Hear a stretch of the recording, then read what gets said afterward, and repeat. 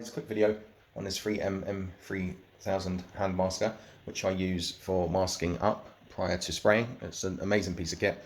If you don't already have one and you're spraying, or you're new to spraying and things are taking, masking up seems to be taking forever, then this is the tool for you. It's a great piece of kit, and I'll show you what it does in the meanwhile. But just quickly, what you do is you put your piece of tape on here, so you can use various tapes. I've got a Eurocell masking tape, but you can go wide with your tape using frog tape.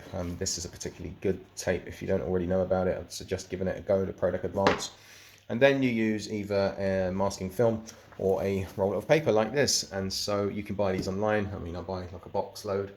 With the free M, it goes a very long way actually. And actually this product does ship from Screwfix. It ships with one of these, which is about £13 on its own, and also a larger size Scotch Blue. So that's the product itself. I'll show you around it a little bit. If you can see that there's a cutting blade there. Let's try and get a better light. Keep it at a distance. Oh goodness, okay, that's not showing you so well, but that's the blade there anyway. You'll see videos online. Check out the Idaho Painter. He'll show you everything you need to know about these. They've been using them for years over in the US. I guess some of you professionals here have been using them as well.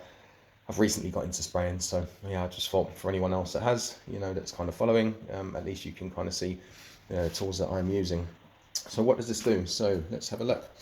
So as you can see here, I've used it to kind of mask up. So I'm going to be painting all the trim in this place, skirting boards, architrave, etc. Doors as well, and radiators. So what I use this for is simply just to go round the edges so that when I spray, I don't end up with overspray all over the floor. And here you can see this room's been masked off.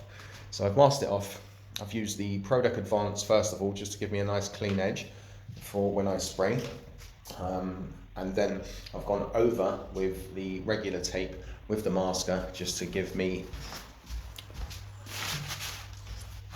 that, that kind of security, to make sure that I'm not going to be spraying on these floors. And then on top of that, I just lay my drop cloths. So relatively simple.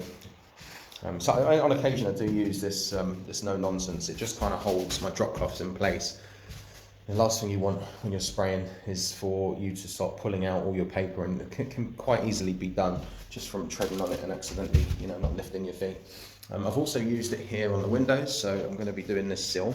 So I've just gone along there, as you can see, and then just at the top here, this picture rail is going to be sprayed. It does make you wonder, you think, well, why are you going to put a piece of random paper there? Well, I'm going to spray that picture rail right up to there, and again, I just don't want overspray to be hitting any of the UPVC or the windows themselves. So a great piece of kit, really makes light work. Fair enough, this property took me an entire day to mask up. There is a lot more to it. So I've masked up along here because we have a work surface, as you can see there, the kitchen work surface, which I don't want to be spraying onto.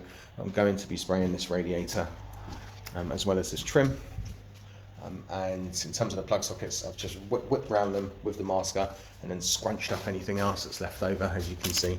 And that just stops me spraying, because if I could do the motion with this gimbal actually, so I'll be about this far and I'll be like, shh. So you can see in the line would be this light socket and many more. So there you go, that's it. That's the free M masker. I'll just take you around the property so you can see what I've done. Not the cleanest of masking, I must admit. But if you've seen my other videos, you'll see the results, so it certainly does do the job. This carpet's coming up, so hence why I've not completely masked it up, and I haven't actually masked to the edge. If I was masking, if I wanted to keep this carpet, I'd be using the Scotch Blue first of all to give me that nice clean edge all the way up, and then I'd go over with the masking paper. Prior to that, I probably would have used the no nonsense to run up the middle of this, just to make sure that I'm not going to get any paint. So my process would be the no nonsense first of all up through the middle of this floor. Secondly, I'd come down with the Scotch Blue, and then I would then mask up, as you can see now, using the kind of regular masking tape. And then these sections here is just to keep it in place so it doesn't just flap around when I'm spraying or when I'm walking on it. So yeah, there's no need to really go up very tight with the edges, because again, this is coming up, so this carpet is coming up, but it just saves me or anyone else essentially walking paint throughout the house and outside. This is also going to be sprayed, which is the bath panel. So again, I've just Very difficult in the light, I do apologise. There we go. And these doors will be done, but there are tiles there, so that's why I've masked all that up. Yes, can be a lot of work, but you start becoming really quick. So all in all, it took me a day. You know, that's with the rails, everything. Knobs, handles, you name it. Windows as well, sections where I'd need to, hinges even, and all of those bits and bobs. But the spraying's the quick part. This is the long part. This is what takes the time.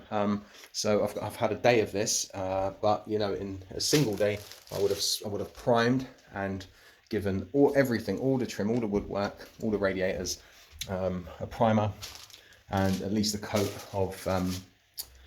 Well, I probably only need to put one coat. Mainly, if I do a proper job, it will just be one coat of the M30 that I'll need to put on top, because it lays on very, very nicely. I'm using a Rack X 208 tip by Graco, which I did discuss that in a previous video.